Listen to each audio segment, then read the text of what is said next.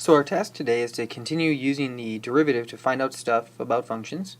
And in particular today we're going to look at increasing, decreasing, and again at these relative extrema. So think way back to early in the semester where we were given graphs, pictures of these gondola rides. And what we had to do is we had to figure out where they were increasing and decreasing. And so visually it's not too hard to see that we're increasing here along this sort of stretch and we're decreasing here. And in between them we have this relative maximum. Now it's not so bad to do it graphically, but what we want to do is we want a way to do it without having to graph it all the time, and also to do it very precisely. So looking at this graph, it looks like somewhere around here, around 135 seconds, we switch from increasing to decreasing, but what we want to do is we want to figure this out very precisely instead. So to be precise, what we want to say is a function f is going to be increasing on an interval if for any two numbers x1 and x2 in the interval, if x1 is less than x2, then f of x1 is less than f of x2. So what we can draw on our graph here is we have an x1, we have an x2, x1 is less than x2, it's to the left of it, and if we look on our graph and we look at how high our output is, we have f of x1, we have f of x2, and we can see that f of x1 is sort of below f of x2. So we're moving on up. Decreasing is very similar. We're still going to move from the left to the right. So here's a different x1, a different x2, but now f of x1 is going to be higher than f of x2. So it's the same basic idea, it's just switched, where instead of going up, we're going down. So our first tool we're going to use in this section is called the test for increasing and decreasing functions, which says if you have yourself a function that's continuous, no breaks, differentiable, no corners, then if the derivative is positive on that interval, then f is going to be increasing. We can also see it says if the derivative is negative, it's going to be decreasing, and if the derivative is 0, then it's going to be constant. So the thing to remember is this is visually, it's not too bad to see what's going on here. So if you have yourself part of a graph, and you have yourself at A and B, and what we've got is for everywhere in between here, we're saying the derivative is positive. So if I just go up here, I'm going to say, well, my derivative is positive, which means I can get this upward looking slope. I got this upward looking slope, I got an upward looking slope. Well, that means that my graph, since these are my slopes, my graph has to sort of be moving in an increasing direction. Similarly, for part 2, if I've got myself some negative slopes, so remember that negative slopes overall kind of have this downward looking thing, that means your function's decreasing. And finally in step 3, or part 3 rather, it says that, well, if your slope is always 0, well then you can't help, you're not moving up or down. Slope really tells you, is your function moving up? If it's positive, your function's moving down if it's decreasing, and it's not moving at all if it's 0. Now what's really neat also about the test for increasing and decreasing functions is it really lists out the 4 possibilities for derivatives. The first possibility is that your derivative at a point is positive, your derivative could also be negative, your derivative can equal 0, and the last possibility that of course is not in the theorem is that your derivative does not exist. So this is all that can happen. It's positive, you're going up, it's negative, you're going down, it's 0, which means you're constant, or it does not exist, which means you have a critical point. So what the previous theorem, test for increasing and decreasing, really helps us figure out is it helps us figure out increasing or decreasing parts of functions, and it tells us that we actually don't need to look at the function at all, we just need to look at the function's derivative. So here what we're going to do is we're going to figure out where a function is increasing, decreasing, or constant by only looking at its derivative. We don't even know what the original function is, but I know it has derivative 3x squared minus 12x. So the first thing you want to do when you want to figure out where our function is increasing, decreasing, or constant is to first look at places where we get critical numbers of our function. So recall that critical numbers are going to be places where either the derivative does not exist or where the derivative is equal to 0, right? To find increasing and decreasing, we need to know where the function is positive or negative. So one way to do that is to first figure out where it's not positive or negative, that is where it does not exist, or where it's equal to 0. In this case, we don't have any places where our derivative does not exist. It's a nice looking derivative. But if we set our derivative equal to 0, what we can do is we can work through the algebra factor and solve this a little bit, and we'll get that at x equals 0 and at x equals 4 we have ourselves critical numbers. And what these critical numbers do is I can take a number line here and I can mark them on my number line, and I know that my derivative is going to be 0 at these places. So what I can do is I can write down here, well, what happens to my derivative? Well, at 0 it's 0, and at 4 it's 0.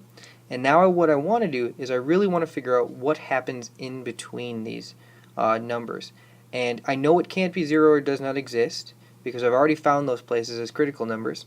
So instead what it's going to be is it's either going to be positive or negative for the entire stretch. Whatever it is between 0 and 4, if it's positive or negative, it's going to be positive or negative the entire time. And so what that means is I'm going to have these test intervals. That is, my test intervals are going to be negative infinity up to 0, 0 to 4, and finally 4 to infinity. I need to figure out if I'm increasing or decreasing on these intervals because it has to do one or the other. So now what I need to do is I need to look at my intervals, and I'm going to choose 1 point on each of the intervals. And it doesn't matter which point I pick, I just pick one that's convenient. So what you need to do is you need to think, well, what's your favorite number between negative infinity and 0? My favorite number happens to be negative 1. What's your favorite number between 0 and 4? My favorite number happens to be 1. And finally, between 4 and infinity, I'm going to go with 5. These are nice numbers. You get to choose them. You may as well choose nice numbers. And now what you want to do is you want to test them in the derivative. Okay? Because if you put this number in, and depending on if it's positive or negative, that tells you what your function's doing. So we perform our test in f prime of x. So now I take f prime of negative 1. I run through my arithmetic, and I find out that this is going to be 15, so that's a positive number. I test 1 in my derivative. I run through my arithmetic, and I think if I do everything correctly, I end up with a negative 9, overall a negative number. And finally, I test 5 in my interval. I run through my arithmetic, and I end up with, if everything went well, I'm going to get 135, but overall a positive number. So going back and thinking back to my test for increasing and decreasing, what this tells me is that I'm increasing, decreasing, and finally increasing. So now I can just wrap this up in a nice sentence. So I can say the function f of x, the original function, is increasing on the intervals negative infinity to 0 and 4 to infinity, and decreasing on the interval from 0 to 4 from this test. So everything is going to be done the same. First, what you do is you find the critical numbers. So in this case, we had critical points at 0 and 4. We look at the intervals, we test the numbers on there, and then we conclude on those intervals what our function is doing overall. No messing about by looking really closely at a graph. It's just a couple simple tests to figure out what our function's doing. So before we talk about the next big idea in the section, we have our keyword for the day. It's Packers, the greatest football team ever to exist.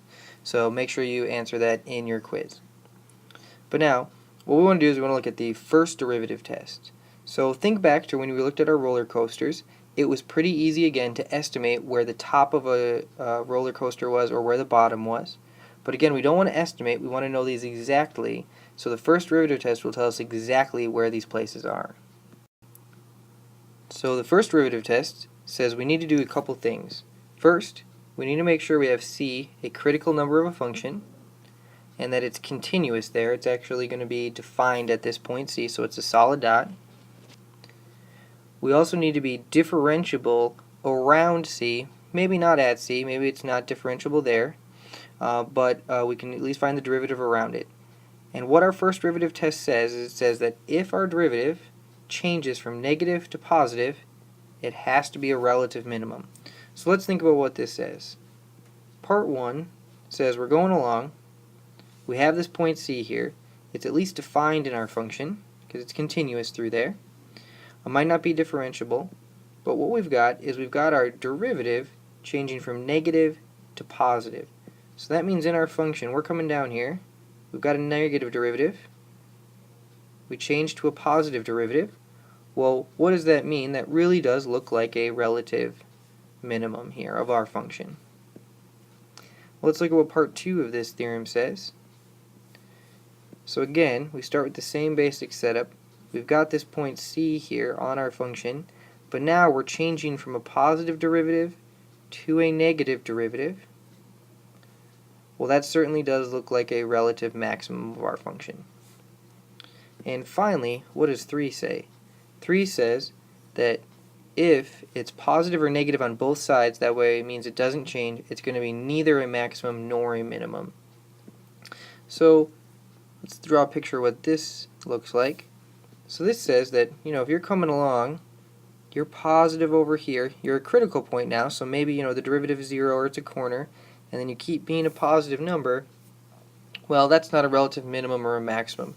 That means our function just sort of leveled off for a little bit and kept going. So it didn't really hit a max, didn't hit a min, just sort of leveled off.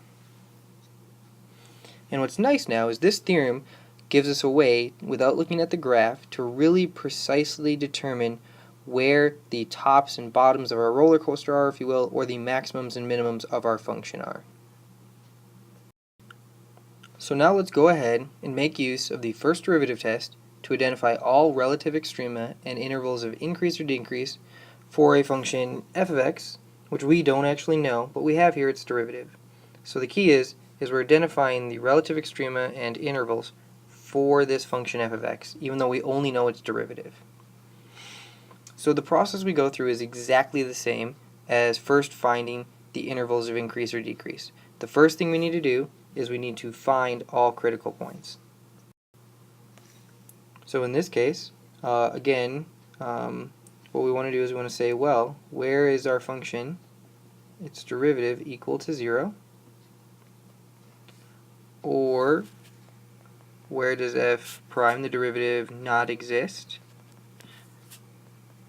Well, in this case, we can skip the does not exist because this is going to be a fine function, but what we can do is we can solve and we can say, let's see, 48 is equal to 3x squared, 16 is equal to x squared, so x is going to be plus or minus 4. So these are our possible places to look at. These are our critical points for our function. And what we're going to do with these is we're going to use them on a number line to set up our test intervals. So we need to test between negative infinity and negative 4, negative 4 to 4, and also what we want to look at is from 4 to infinity.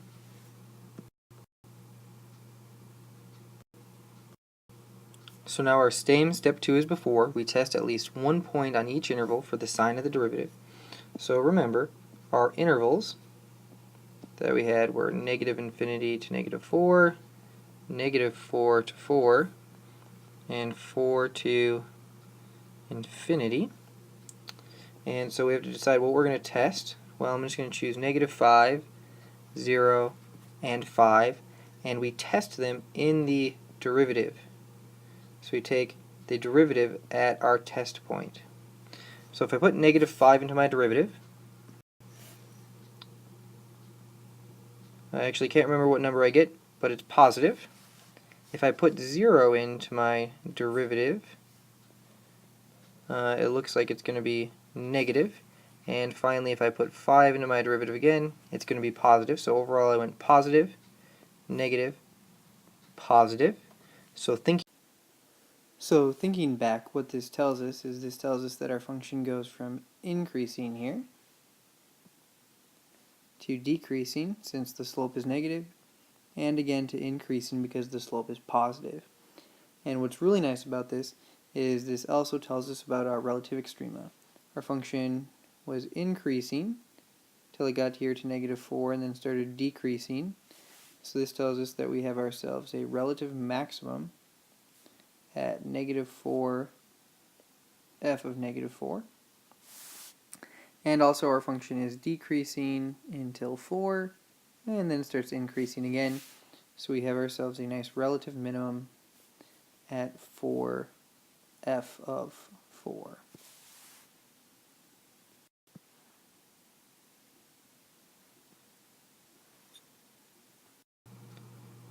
So let's go ahead and try one more example, but with a much more interesting function. In this case, again, I don't know what my original function g of x is, but it doesn't matter. But I have its derivative here that I can work with and figure stuff out about.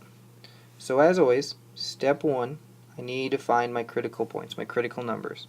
So in this case, I set my derivative equal to 0. So I've got 4 over x times 3 times x squared minus 4 to the 1/3. Now I'm only going to get 0 when the numerator is 0, so really what I can get away with is just figuring out where 0 equals 4x. So in this case, I get x equals 0. And this is a number that makes my derivative equal to 0. I also need to figure out where my derivative does not exist. And these places, of course, we always look and think, well, where is this going to make us divide by 0? So we want to solve this equation instead. And after a little simplifying, algebraic maneuvering, we get down that what really matters is x squared minus 4 equals 0, which really means x is going to be equal to plus or minus 2. So now along my number line I've got 3 interesting points, -2, 0, and 2. And the thing to remember is that in this case, -2 and 2 are actually places where the derivative does not exist.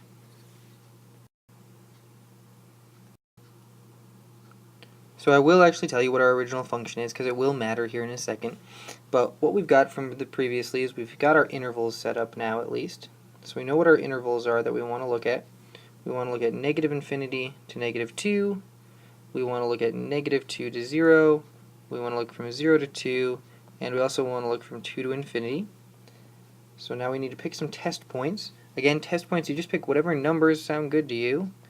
The numbers that sound good to me are -3, -1, 1, and 3. And now we test them in our derivative. So we take g prime of -3.